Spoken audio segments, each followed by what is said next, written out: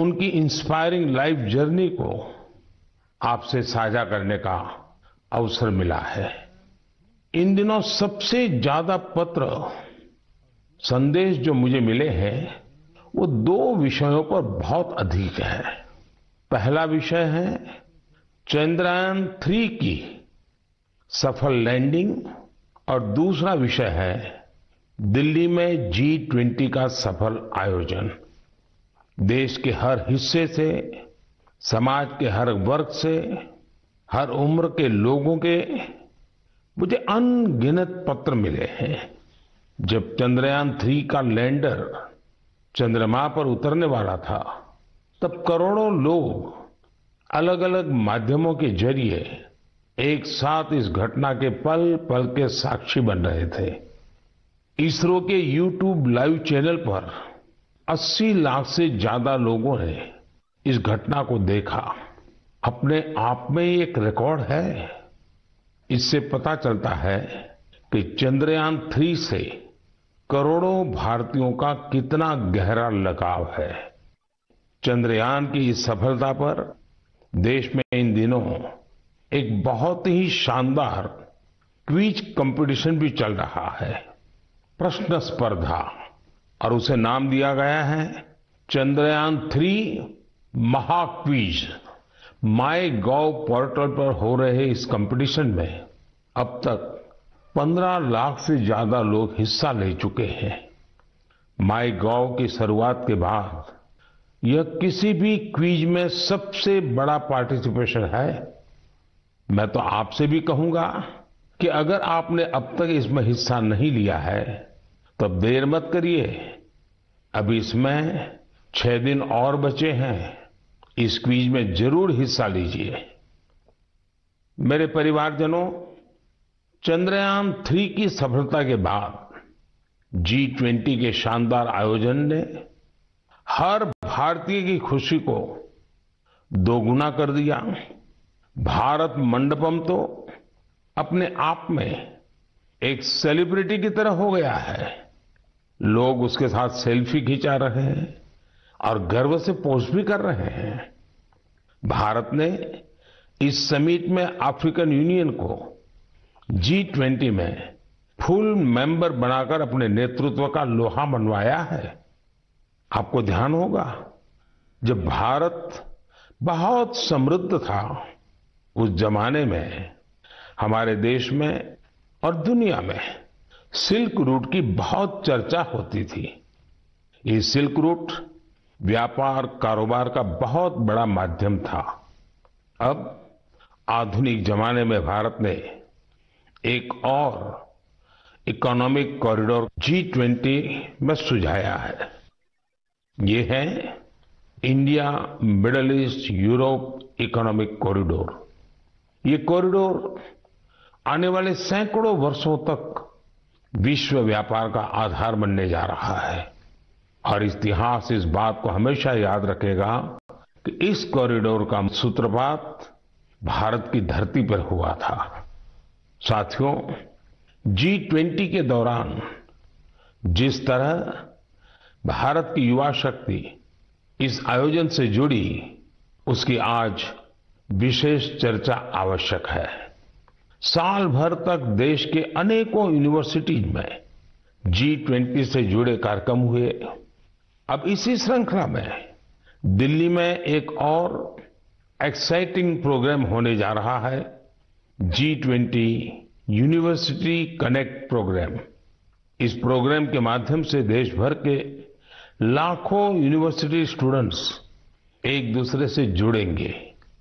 इसमें IITs, IIMs, NITs और medical colleges जैसे कई प्रतिष्ठित संस्थान भी भाग लेंगे। मैं चाहूंगा कि अगर आप कॉलेज स्टूडेंट हैं तो 26 सितंबर को होने वाले इस कार्यक्रम को जरूर देखिएगा, इससे जरूर जुड़िएगा। भारत के भविष्य में, युवाओं के भविष्य पर इसमें बहुत सारी दिलचस्प बातें होने वाली हैं। मैं खुद भी इस कार्यक्रम में शामिल होऊंगा। मुझे भी अपने कॉलेज स्टूडेंट से संवाद का इंतजार है। मेरे परिवारजनों, आज से 2 दिन बाद 27 सितंबर को विश्व पर्यटन दिवस है।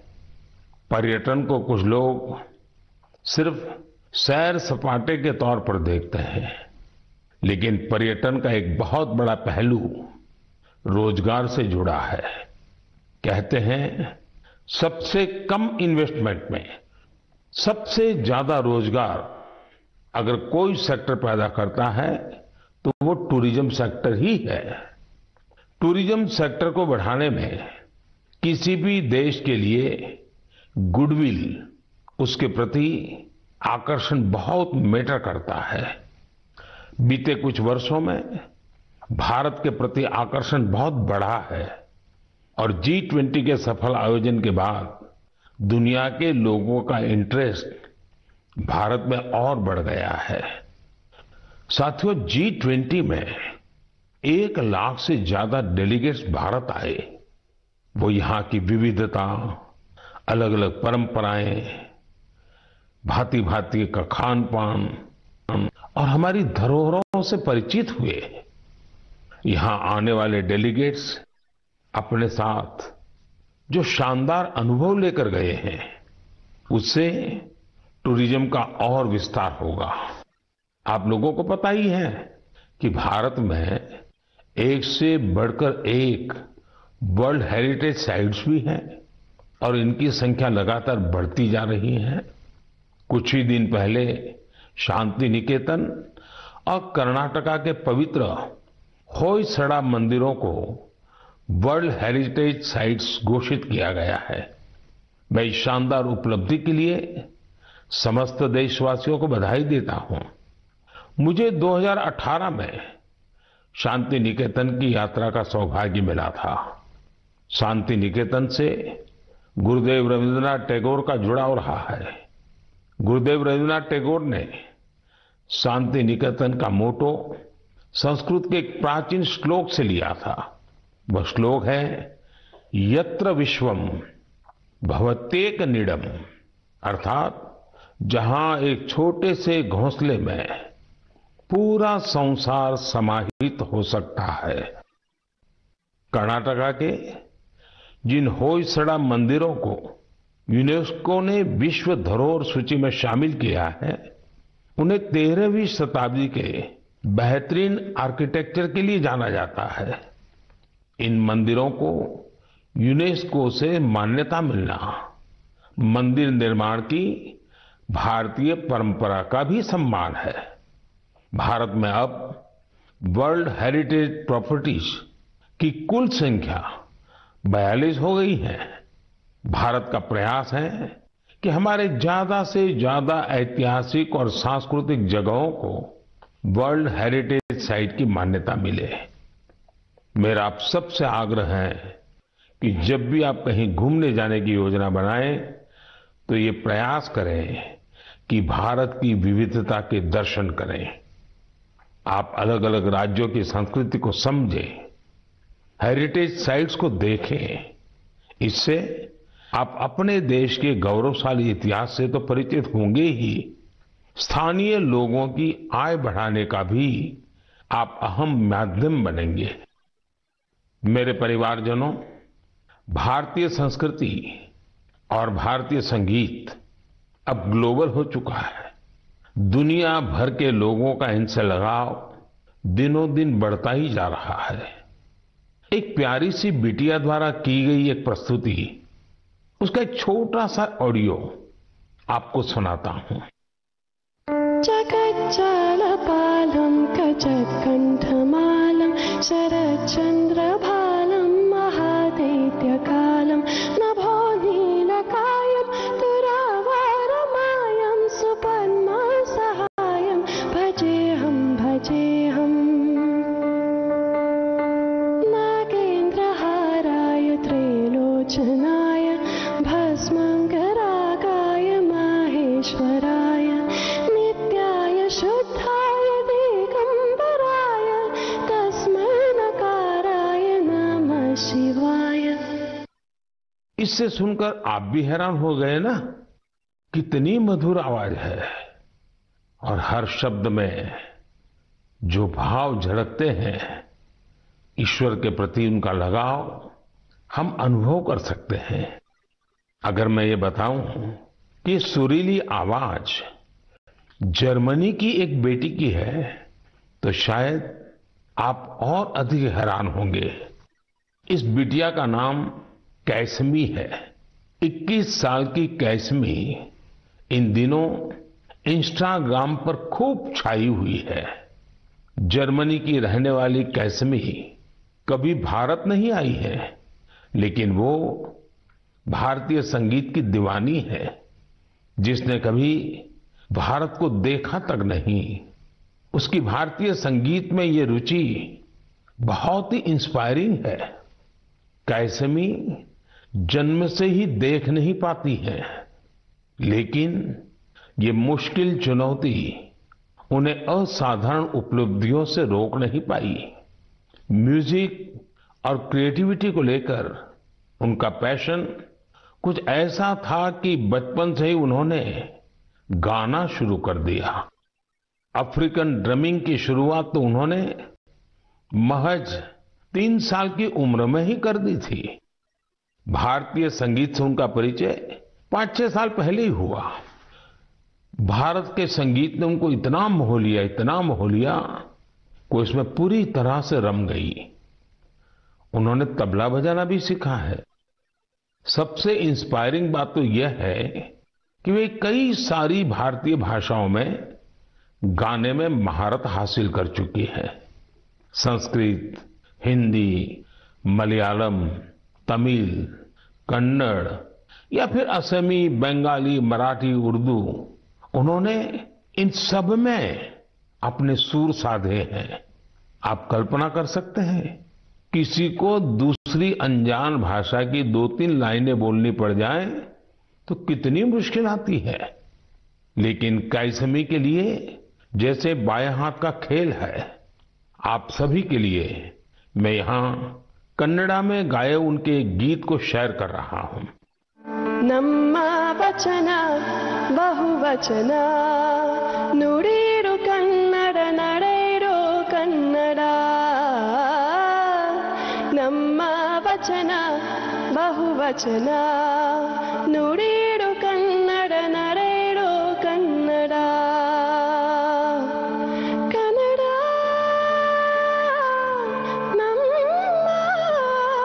ಕನ್ನಡ।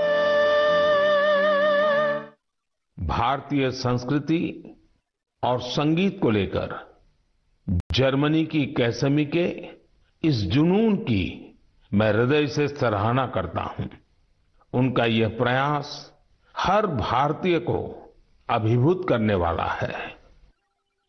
मेरे परिवारजनों, हमारे देश में शिक्षा को हमेशा एक सेवा के रूप में देखा जाता है। मुझे उत्तराखंड के कुछ ऐसे युवाओं के बारे में पता चला है जो इसी भावना के साथ बच्चों की शिक्षा के लिए काम कर रहे हैं। नैनीताल जिले में कुछ युवाओं ने बच्चों के लिए अनोखी घोड़ा लाइब्रेरी की शुरुआत की है। इस लाइब्रेरी की सबसे बड़ी विशेषता यही है कि दुर्गम से दुर्गम इलाकों में भी इसके जरिए बच्चों तक पुस्तकें पहुंच रही है। और इतना ही नहीं, ये सेवा बिल्कुल निशुल्क है। अब तक इसके माध्यम से नैनीताल के 12 गांवों को कवर किया गया है। बच्चों की शिक्षा से जुड़े इस नेक काम में मदद करने के लिए स्थानीय लोग भी खूब आगे आ रहे हैं।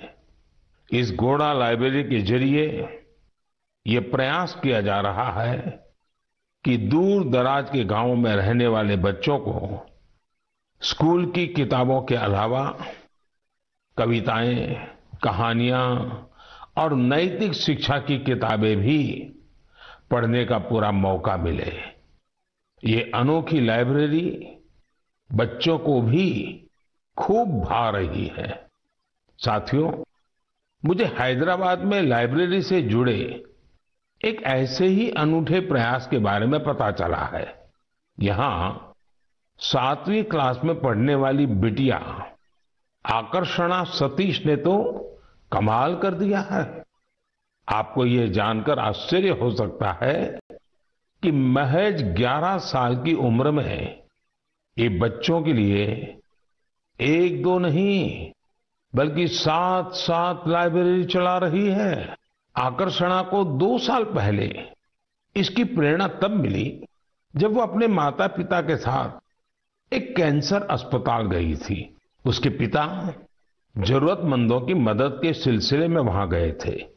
बच्चों ने वहां उनसे कलरिंग बुक्स की मांग की और यही बात इस प्यारी सी गुड़िया को इतनी छू गई कि उसने अलग अलग तरह की किताबें जुटाने की ठान ली। उसने अपने आस पड़ोस के घरों, रिश्तेदारों और साथियों से किताबें इकट्ठा करना शुरू कर दिया। और आपको यह जानकर खुशी होगी कि पहली लाइब्रेरी उसी कैंसर अस्पताल में बच्चों के लिए खोली गई। जरूरतमंद बच्चों के लिए अलग अलग जगहों पर इस बिटिया ने अब तक जो 7 लाइब्रेरी खोली है उनमें अब करीब 6000 किताबें उपलब्ध हैं। छोटी सी आकर्षणा जिस तरह बच्चों का भविष्य संवारने का बड़ा काम कर रही है वो हर किसी को प्रेरित करने वाला है। साथियों, ये बात सही है कि आज का दौर डिजिटल टेक्नोलॉजी और ई बुक्स का है, लेकिन फिर भी किताबें हमारे जीवन में हमेशा एक अच्छे दोस्त की भूमिका निभाती हैं। इसलिए हमें बच्चों को किताबें पढ़ने के लिए प्रेरित करना चाहिए।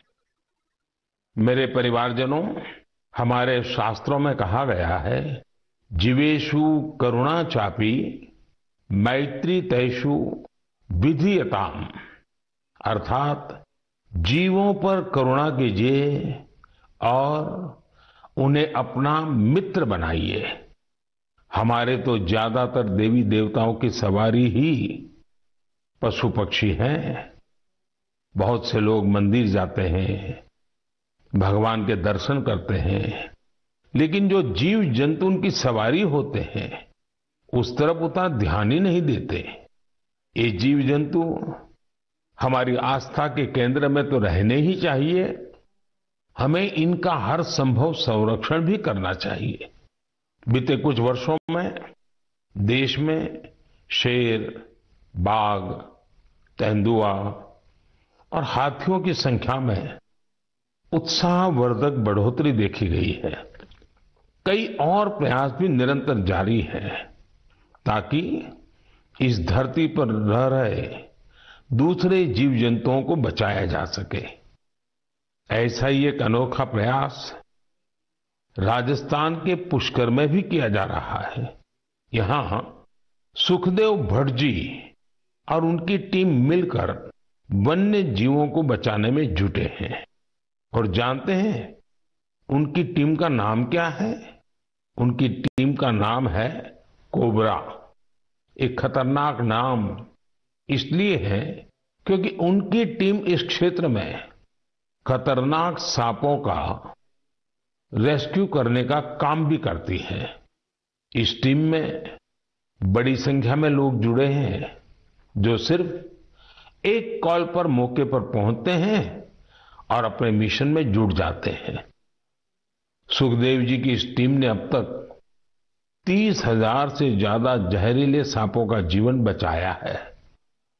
इस प्रयास से जहां लोगों का खतरा दूर हुआ है, वहीं प्रकृति का संरक्षण भी हो रहा है। ये टीम अन्य बीमार जानवरों की सेवा के काम से भी जुड़ी हुई है। साथियों, तमिलनाडु के चेन्नई में auto driver M Rajendra Prasad ji भी एक अनोखा काम कर रहे हैं। वो पिछले 25-30 साल से कबूतरों की सेवा के काम में जुटे हैं। खुद उनके घर में 200 से ज्यादा कबूतर हैं। वहीं इन पक्षियों के भोजन, पानी, स्वास्थ्य जैसी हर जरूरत का पूरा ध्यान रखते हैं। इस पर उनका काफी पैसा भी खर्च होता है, लेकिन वो अपने काम में डटे हुए हैं। साथियों, लोगों को नेक नियत से ऐसा काम करते देखकर वाकई बहुत सुकून मिलता है, काफी खुशी होती है। अगर आपको भी ऐसे ही कुछ अनूठे प्रयासों के बारे में जानकारी मिले तो उन्हें जरूर शेयर कीजिए। मेरे प्यारे परिवारजनों, आजादी का ये अमृत काल देश के लिए हर नागरिक का कर्तव्य काल भी है। अपने कर्तव्य निभाते हुए ही हम अपने लक्ष्यों को पा सकते हैं, अपनी मंजिल तक पहुंच सकते हैं। कर्तव्य की भावना हम सभी को एक सूत्र में पिरोती है। यूपी के संभल में देश ने कर्तव्य भावना की एक ऐसी मिसाल देखी है जिसे मैं आपसे भी शेयर करना चाहता हूं। आप सोचिए, 70 से ज्यादा गांव हो, हजारों की आबादी हो और सभी लोग मिलकर एक लक्ष्य, एक ध्येय की प्राप्ति के लिए साथ आ जाए, जुट जाए।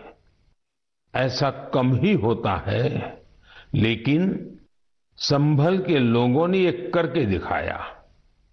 इन लोगों ने मिलकर जन भागीदारी और सामूहिकता की बहुत ही शानदार मिसाल कायम की है। दरअसल इस क्षेत्र में दशकों पहले सोत नाम की एक नदी हुआ करती थी। अमरोहा से शुरू होकर संभल होते हुए बदायूं तक बहने वाली ये नदी एक समय इस क्षेत्र में जीवनदायिनी के रूप में जानी जाती थी।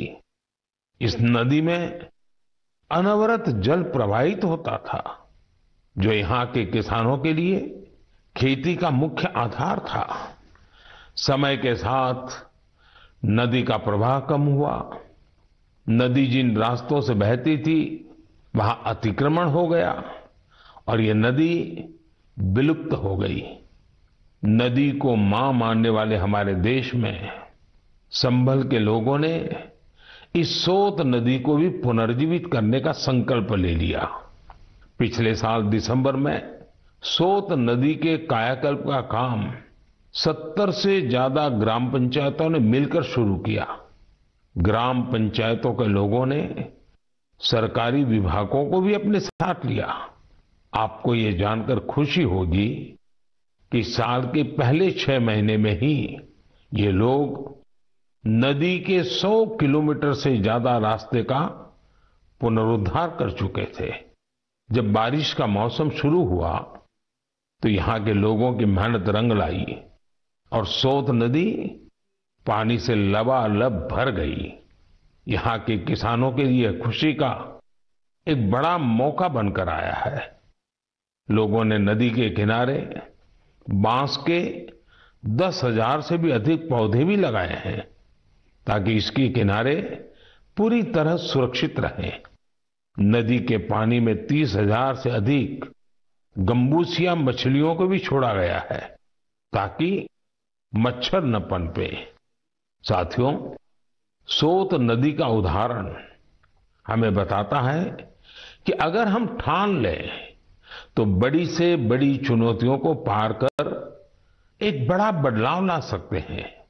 आप भी कर्तव्य पथ पर चलते हुए अपने आसपास ऐसे बहुत से बदलावों का माध्यम बन सकते हैं। मेरे परिवारजनों, जब इरादे अटल हो और कुछ सीखने की लगन हो तो कोई काम मुश्किल नहीं रह जाता है। पश्चिम बंगाल की श्रीमती शकुंतला सरदार ने इस बात को बिल्कुल सही साबित करके दिखाया है। आज वो कई दूसरी महिलाओं के लिए प्रेरणा बन गई हैं। शकुंतला जी जंगल महल के शातनाला गांव की रहने वाली हैं। लंबे समय तक उनका परिवार हर रोज मजदूरी करके अपना पेट पालता था। उनके परिवार के लिए गुजर बसर भी मुश्किल थी। फिर उन्होंने एक नए रास्ते पर चलने का फैसला किया और सफलता हासिल कर सबको हैरान कर दिया। आप ये जरूर जानना चाहेंगे कि उन्होंने ये कमाल कैसे किया। इसका जवाब है एक सिलाई मशीन। एक सिलाई मशीन के जरिए उन्होंने साल की पत्तियों पर खूबसूरत डिजाइन बनाना शुरू किया। उनके इस हुनर ने पूरे परिवार का जीवन बदल दिया। उनके बनाए इस अद्भुत क्राफ्ट की मांग लगातार बढ़ती जा रही है।